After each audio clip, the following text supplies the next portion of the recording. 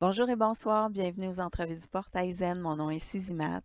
Aujourd'hui, j'ai le plaisir de retrouver pour la première fois Aurore Pramil pour le livre Communication animale, apprendre à décoder les messages des animaux aux éditions Le Lotus et l'éléphant. Pardon. Merci, bonjour Aurore, ça va bien? Oui, bonjour Suzy, merci de m'accueillir au Portail Zen pour Avec parler de la grand communication animale. plaisir. Un de mes sujets favoris, les animaux. Hein, j'ai 3 chats à la maison et j'ai toujours l'impression d'être, en communication du cœur avec eux, mais je suis pas certaine que je suis en télépathie. Alors on va essayer de voir, clarifier ça avec toi aujourd'hui. Comment t'es venue la communication animale dans ta vie?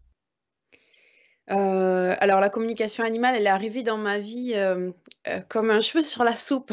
Ah oui, on dit ça ici aussi, je pensais pas qu'on disait ça en France. Euh, donc moi, j'ai toujours été une enfant, on va dire, sensible, intuitive. J'ai toujours aimé les animaux, mais je vivais pas forcément dans une famille où on pouvait, ou en tout cas, il y avait tout ça, on n'en parlait pas forcément. Et puis on grandit ensuite, et voilà, je suis devenue nutritionniste, enfin voilà, diététicienne.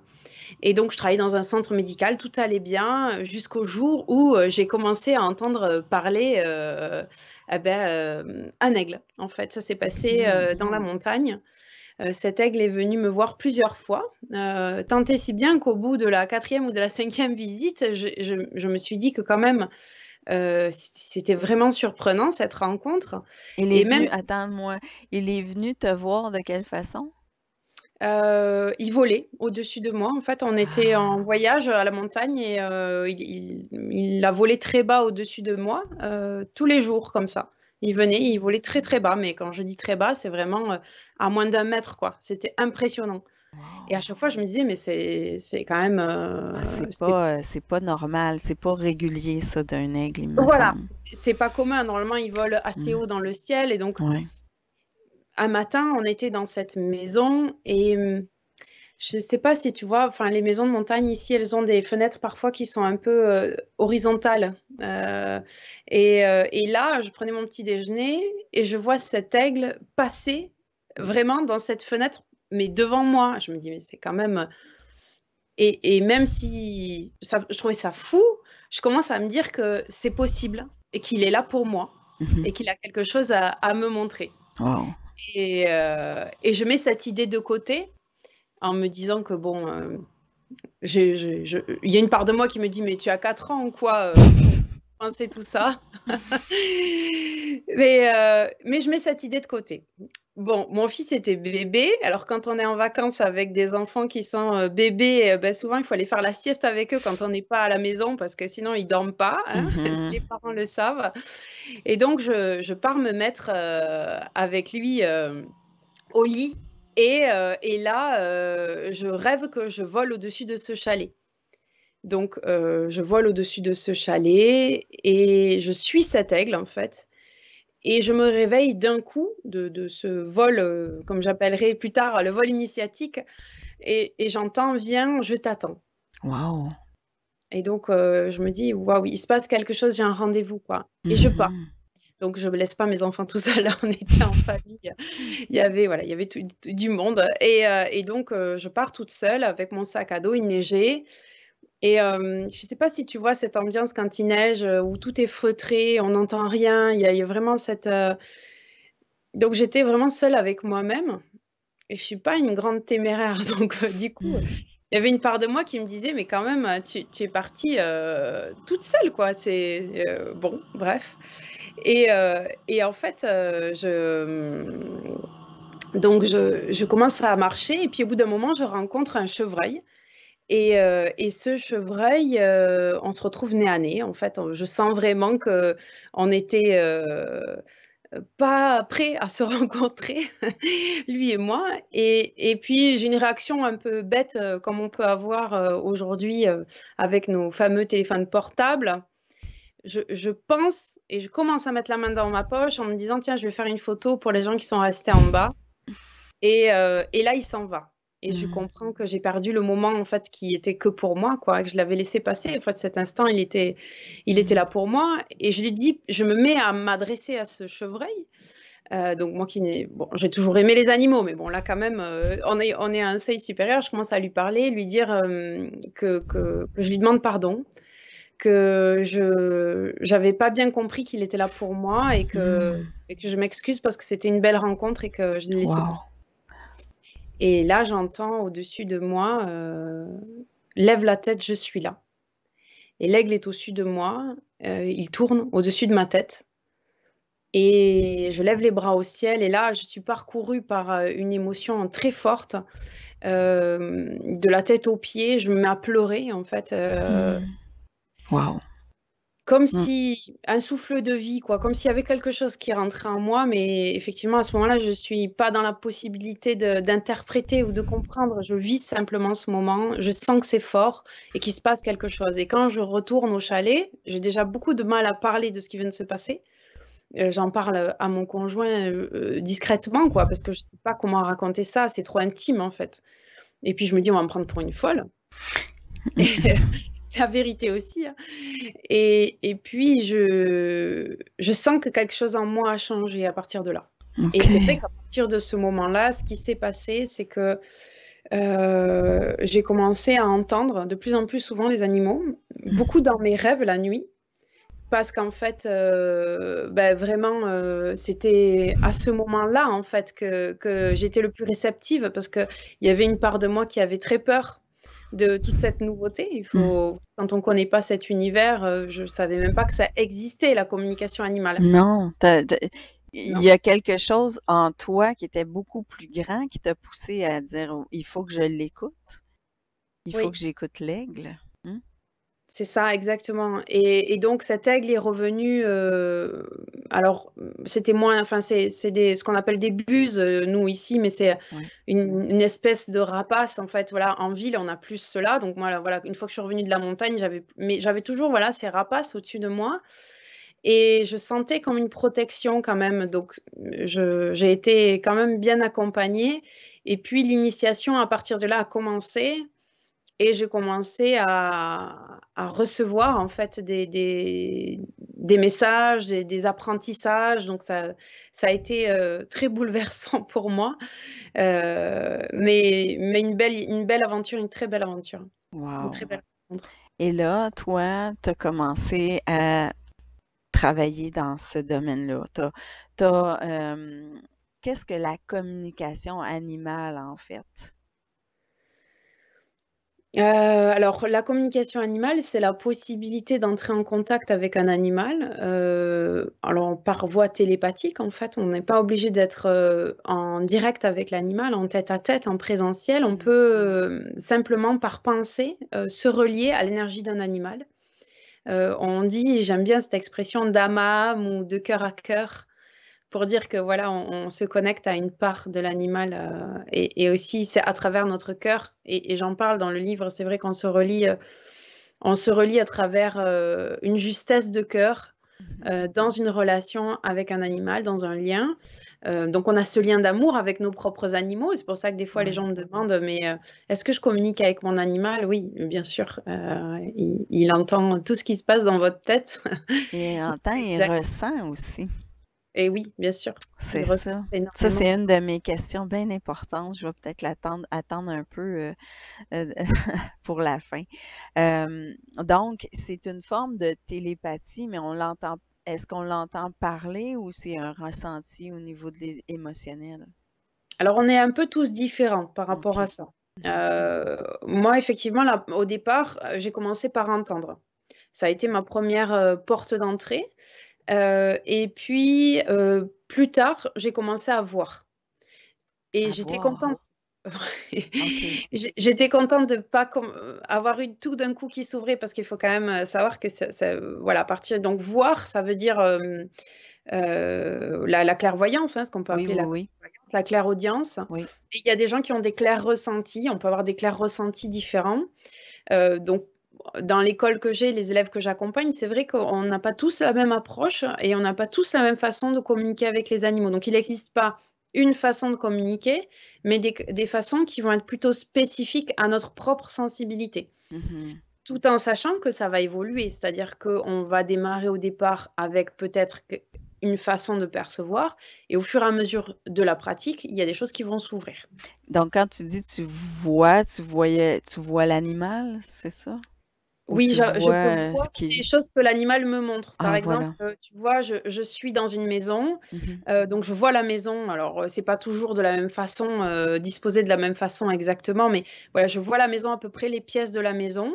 Je suis à travers l'animal dans sa maison, en fait. Donc, il va me montrer des endroits et il peut me montrer des choses à l'intérieur de ces endroits. Il peut me montrer des lieux qu'il aime, par exemple, ses lieux favoris.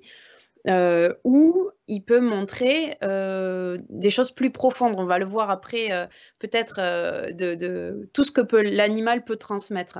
Mais effectivement, on peut, du coup, j'ai visité des maisons.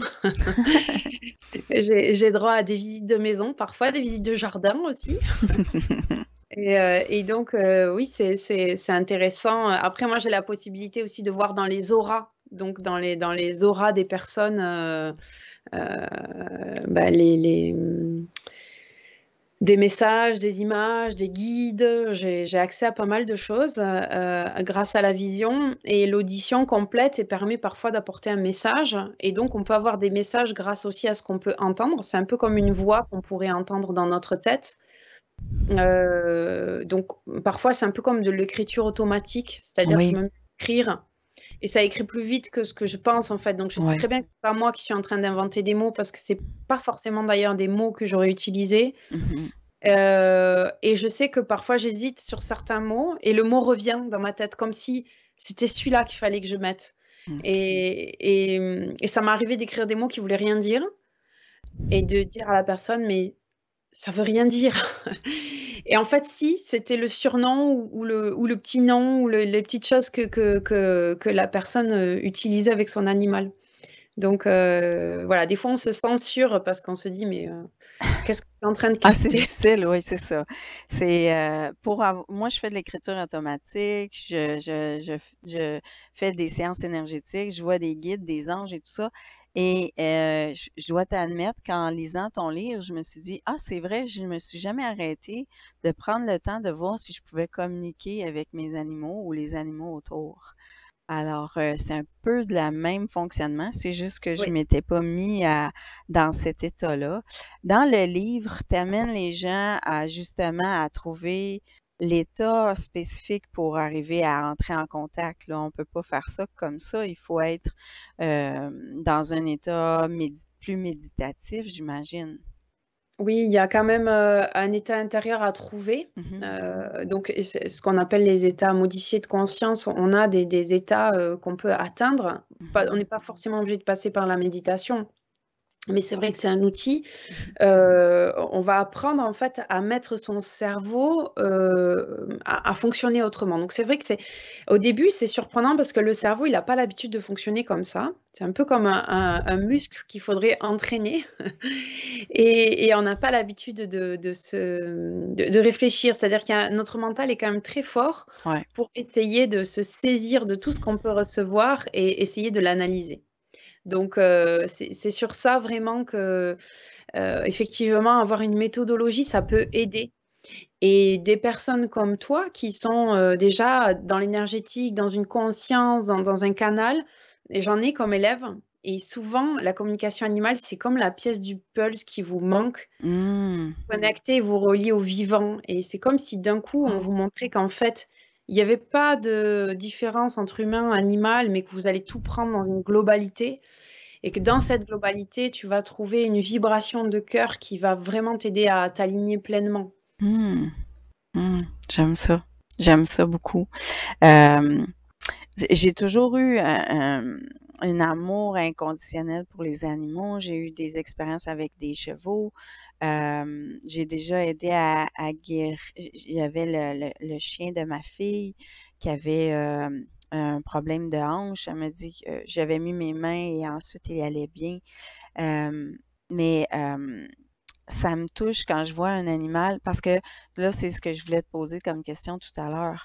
Les animaux nous ressentent, les animaux sentent nos émotions, mais aussi, et ce que j'avais déjà entendu, c'est qu'ils peuvent prendre pour nous certaines maladies, peuvent prendre pour nous sur eux Mmh. certaines problématiques.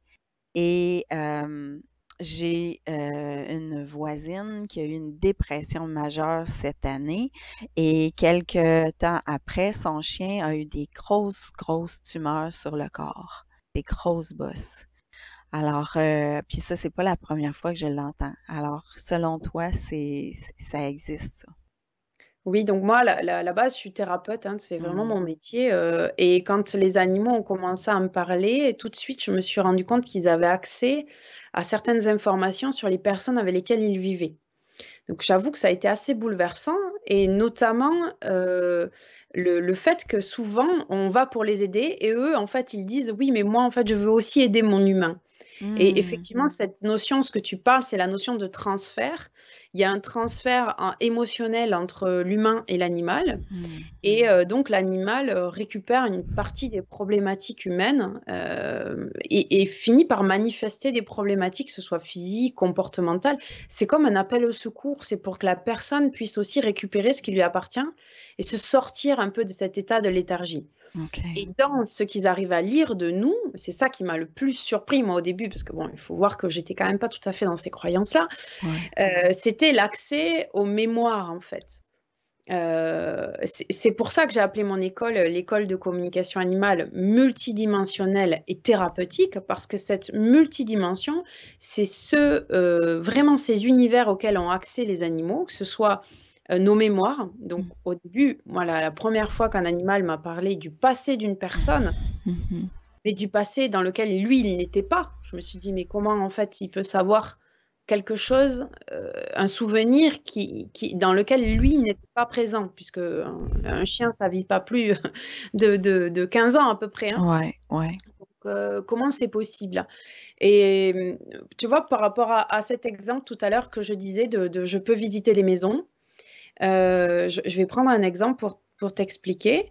Je suis dans une maison, la maison de quelqu'un. Le chien me montre sous l'escalier. Donc, bon, voilà, il aime cet endroit, sous l'escalier. Mais sous l'escalier, il y a un meuble. Et donc, il me montre ce meuble. Et sur ce meuble, il y a une photo. Et il me dit, cette photo, elle est importante pour sa gardienne, en fait, hein, son humaine. Et donc, quand je discute avec la dame, en fait, il se trouve que cette personne était vraiment quelqu'un de très important. Elle avait mis une photo, effectivement, donc il y avait bien ce meuble, il y avait bien cette photo, donc c'est quand même surprenant hein, pour les personnes d'avoir quelqu'un qui a. C'est un peu bouleversant. Quelqu'un a visité votre maison à travers votre chien. Euh, et cette photo représentait quelque chose pour elle. Alors, je crois que c'était son parrain ou enfin quelqu'un de la famille qui était décédé, hein, mais il y avait un deuil qui n'avait pas été réalisé, qui n'avait pas été correctement fait. Et le Hmm. chien pouvait, en me montrant la photo, me montrer l'émotion que la personne ressentait en regardant cette photo. Peut-être qu'il voyait cette personne regarder cette photo et se mettre dans un certain état d'esprit ou parfois ils arrivent à voir quand les visages changent en fait Hmm. comme s'il y a une tristesse qui nous habite et ils arrivent à voir que voilà cette tristesse elle vient de plus loin en fait elle n'est pas juste de ici et maintenant et c'est comme s'ils cherchaient à ramener leurs humains dans plus de vie de joie de présent d'instant présent donc les messages des animaux sont quand même souvent porteurs de guérison je trouve Hmm. de C'est beaucoup beau. oui. Les animaux, ils sont nos guides. C'est ce que tu écris dans ton livre. Ils sont nos guides. Ils sont là pour... ils peuvent être nos guides pour nous et c'est ça. Je trouve ça tellement beau. Oui, ils ont C'est- des vraies missions de vie auprès de nous. Et quand ils les révèlent, c'est quand même souvent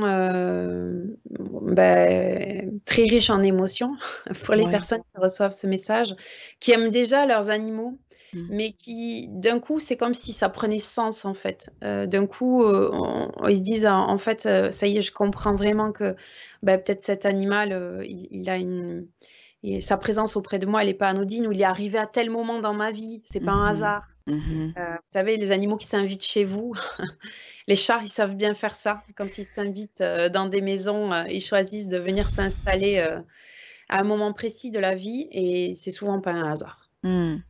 On parle aussi des animaux. Parler avec un animal défunt, une aide au deuil. J'ai perdu, j'avais une petite perruche, ça faisait 12 ans que j'avais, et j'ai été très surprise qu'elle vienne me voir après son décès.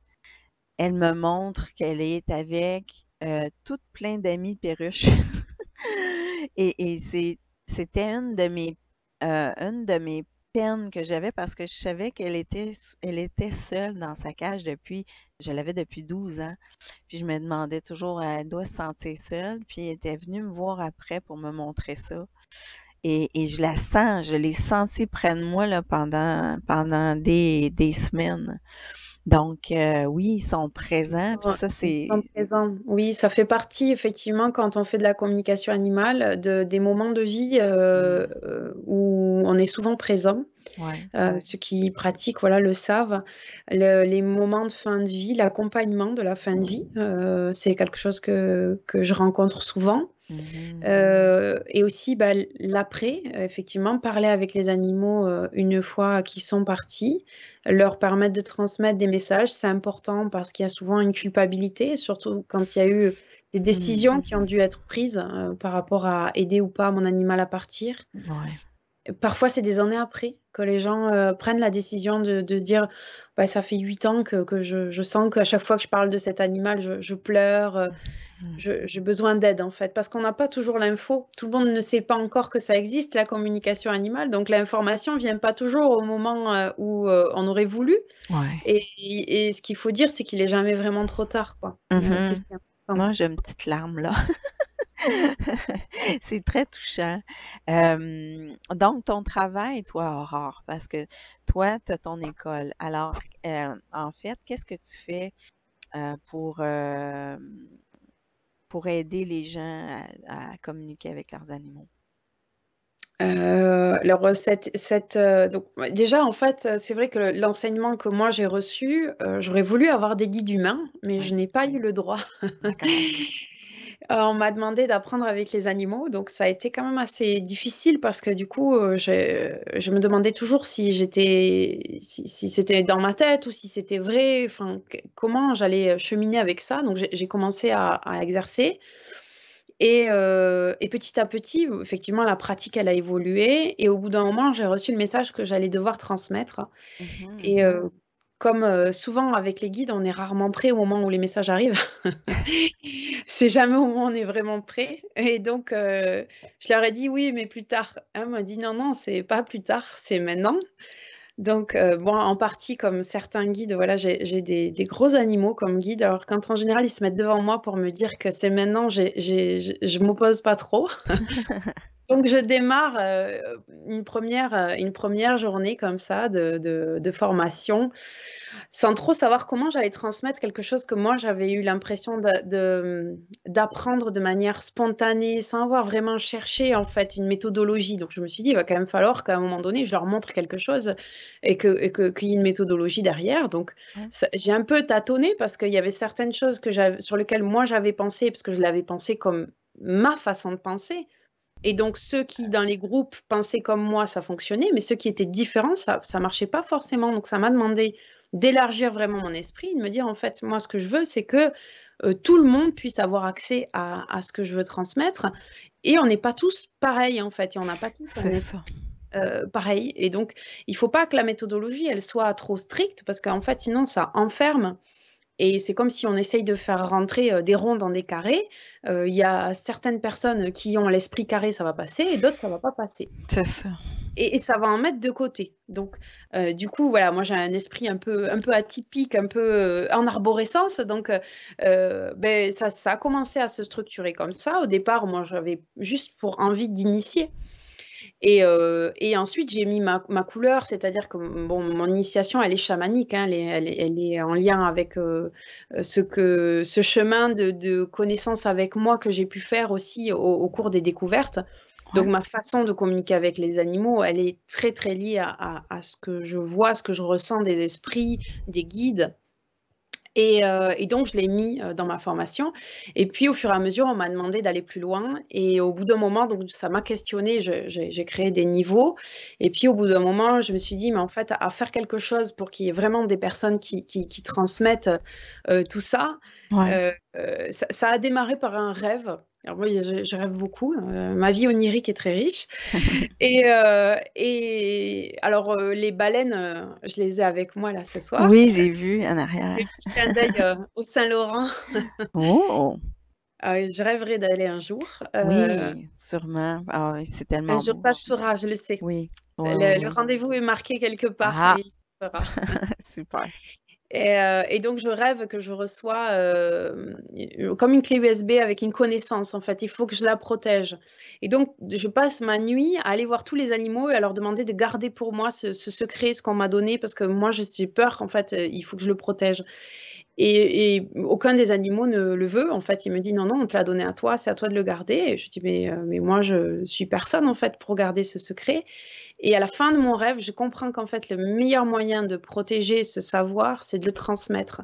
Et Mm. c'est comme une clé USB dans mon rêve, et je me mets à aller voir les gens et à distribuer en fait partout ce que je sais. Et là, je comprends que je l'ai vraiment protégé en fait. Et donc, j'ai compris qu'effectivement, la transmission passait à un autre cran, que c'était plus simplement faire des journées de formation comme ce que je faisais et qu'il allait falloir proposer quelque chose de plus complet, de plus sérieux. Mais c'est tout un cheminement, voilà, ça se fait Ouais, pas en 2 jours, hein, et donc aujourd'hui, oui, l'école, elle est, alors en France, on a, ce qu'on appelle des organismes de formation avec des certifications, enfin des choses un petit peu administrativement un petit peu lourdes, mais voilà, j'ai quand même voulu rentrer dans ce cadre-là, pour amener du sérieux aussi, du professionnalisme. Après, c'est ouvert à tous, hein, mhm. à nos amis, du Canada, bien sûr. Mais voilà, c'est le cadre qui est comme ça en France. Et du coup, c'est l'idée aussi de préparer un métier, parce que quand même, moi, ce que j'ai pu me rendre compte dans l'exercice de la communication animale, c'est qu'il ne suffit pas simplement d'apprendre à parler aux animaux. Il y a aussi tout un travail personnel sur soi, comme le ferait n'importe quel thérapeute, hein, j'ai envie de Ouais. dire, mais balayer devant sa porte un petit peu, c'est important parce qu'en fait, sinon, ça transforme la vision qu'on peut avoir des choses. On n'est pas complètement neutre, en fait, et on observe toujours, hein, au regard de nos blessures, au regard de notre passé, et donc si par exemple, on a une problématique avec la maltraitance, que c'est quelque chose qui est très, très compliqué, bah, ça va être très compliqué. Sûrement qu'on va attirer à nous aussi beaucoup d'animaux qui vont avoir cette même type de problématique, et ça peut être Mm. très lourd à Ouais, vivre. Et ouais, il faut ouais. quand même que ce soit un plaisir aussi, hein, de le faire, et Ouais, pas c'est vrai. une charge. Donc c'est important d'avoir un cadre qui prépare à tout ça, en fait, qui prépare à accompagner les émotions des animaux, mais aussi des humains.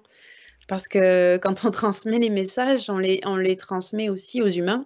Oui, ça Donc doit pas être facile qu'un animal dise que son humain ne va pas bien et prend pas sa vie en main ou quoi oui, que ce soit. ben, c'est ça. Ils disent souvent des choses qui sont inconscientes pour les personnes. Donc à première vue, des fois OK. les personnes disent je vois pas.